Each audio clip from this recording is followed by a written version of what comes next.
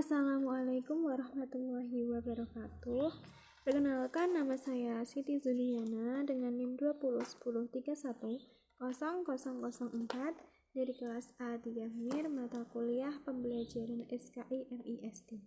Di sini saya akan mempresentasikan mengenai upaya dan usaha membuat konsep materi SKI yang berkualitas.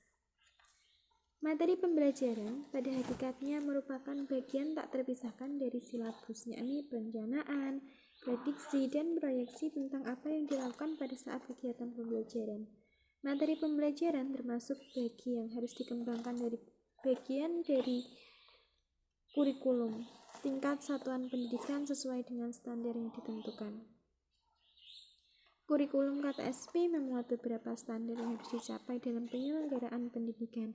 Di antaranya standar-standar itu adalah standar ISI atau SI yang meliputi standar kompetensi atau SK dan kompetensi dasar atau KD. Dengan memperhatikan pengertian bahan ajar tersebut, banyak bahan ajar yang dapat digunakan atau dikembangkan guru untuk membantu siswa menguasai kompetensi yang diharapkan.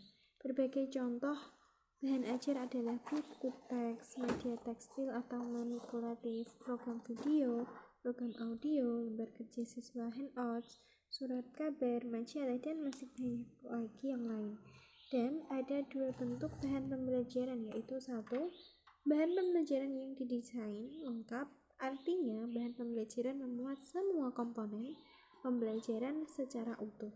Yang kedua, bahan pembelajaran yang didesain tidak lengkap, artinya bahan pembelajaran yang didesain dalam bentuk komponen pembelajaran yang terbatas.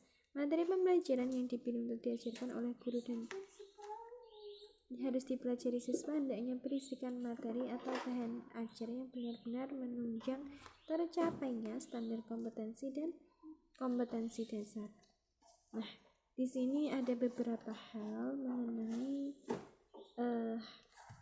guru dalam menyusun materi pembelajaran. Di antaranya adalah satu, identifikasi standar kompetensi dan kompetensi dasar.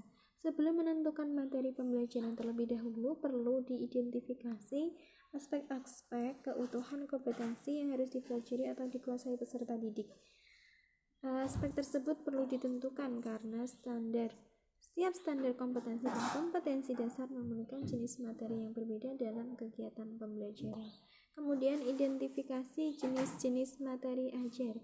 Identifikasi dilakukan berkaitan dengan kesesuaian materi pembelajaran dengan tingkatan aktivitas atau ranah pembelajarannya.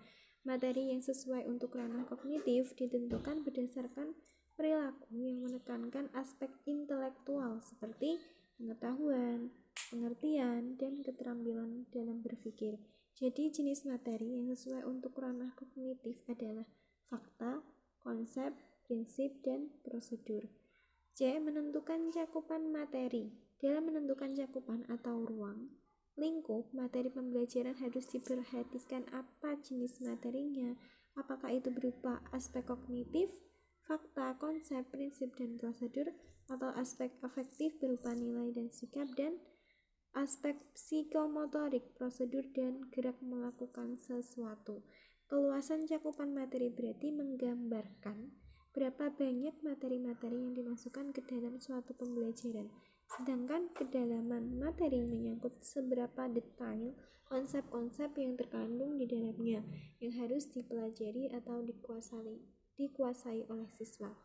Dalam hal ini, guru harus bisa menyusun materi pembelajaran yang harus dikuasai oleh siswa dalam menyusun materi pembelajaran SKI dengan mempertimbangkan standar kompetensi dan indikator dalam proses pembelajaran. Guru bisa menyusun materi pembelajaran untuk siswa dengan materi yang berkualitas. Demikian presentasi dari saya, kurang lebihnya mohon dimaafkan. Terima kasih, semoga bermanfaat. Wassalamualaikum warahmatullahi wabarakatuh.